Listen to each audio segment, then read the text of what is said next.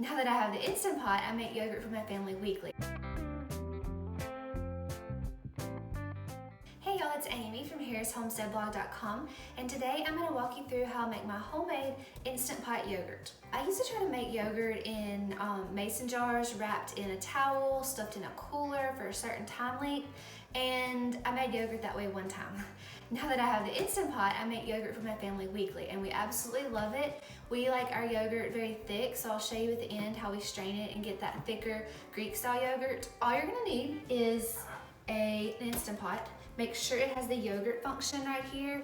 This is probably the best feature on the Instant Pot. I make chicken in here, bone broth, sweet potatoes, applesauce, but by far, the best feature on here is the yogurt. Some milk. Now we use raw milk from a local farmer. I have half a gallon left here that I'm gonna use for my yogurt. Thermometer, this is gonna be so once we take it out of the Instant Pot and cool it, we can check the temperature. Right here, this is my yogurt from a previous batch. So to make yogurt, you're heating milk, which is what the Instant Pot does for us, and then adding a starter culture, and then the Instant Pot will keep that milk and starter culture at a certain temperature, around 110 to 115, for whatever time frame you specify it to, and that's how your yogurt forms. So I'm actually taking some of my starter from a previous batch. What I do is when I finish a batch, I pour it in little ice cubes. I keep it in the freezer until I need my next batch. I pop it out about an hour before I begin my yogurt and let it thaw.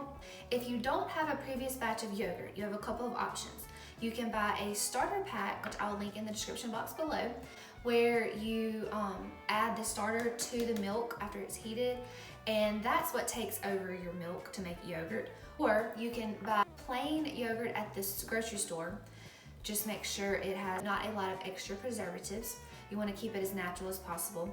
That will take over your yogurt culture. So to begin, pour my milk into my Instant Pot.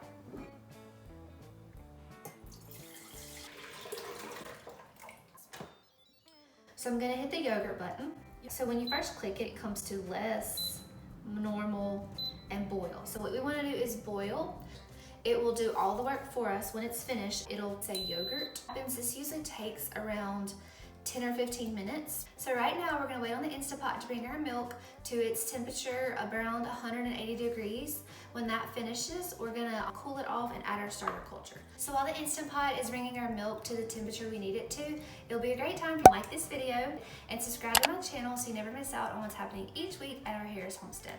The reason you have to heat the milk is so that you're killing off the bacteria that is present is not going to compete with your starter culture and affect the taste and the texture of your yogurt.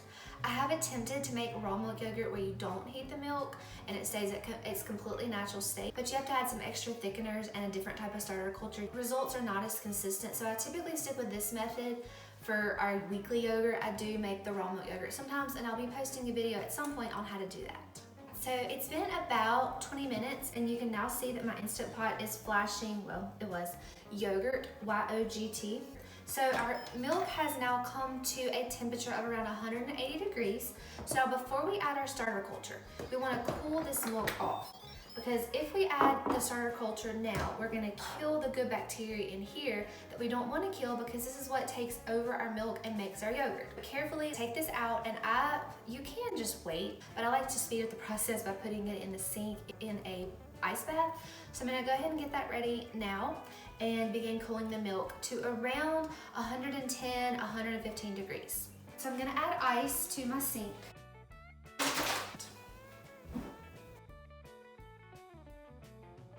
Alright, so it's probably been about 10 more minutes in the ice bath, and my yogurt is now around 110 degrees. So I'm gonna go ahead and remove it and put it back in the Instant Pot to add the starter culture. So the temperature that it's at now, the Instant Pot is gonna maintain that temperature. So now that it's cooled enough so that it does not kill my good bacteria, I'm gonna add that now to my Instant Pot. I add about 2 to 3 ice cubes of my frozen previous batch of homemade yogurt. So I'm gonna put the lid on.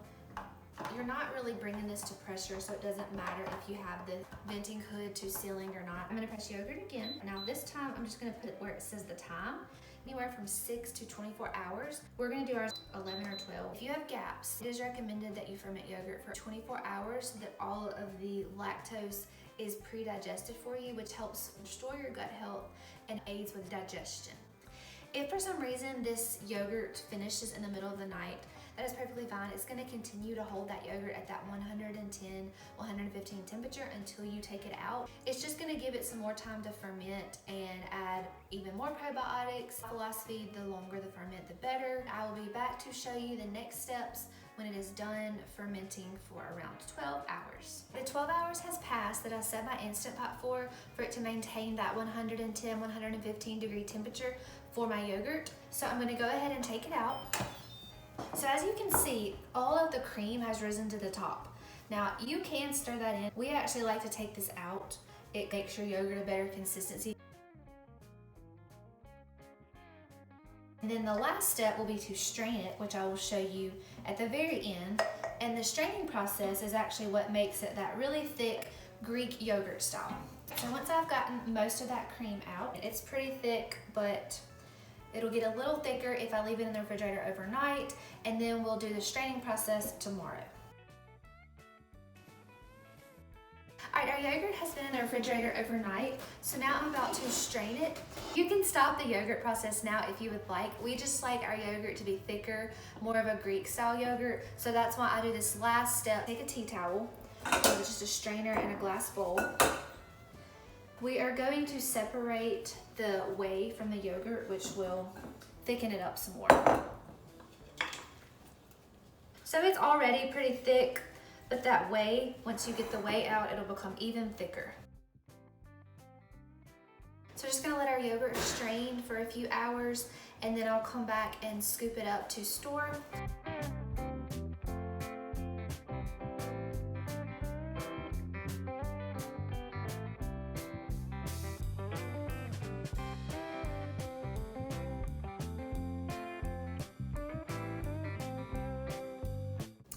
I hope you've enjoyed this yogurt tutorial and are encouraged to make your own homemade yogurt.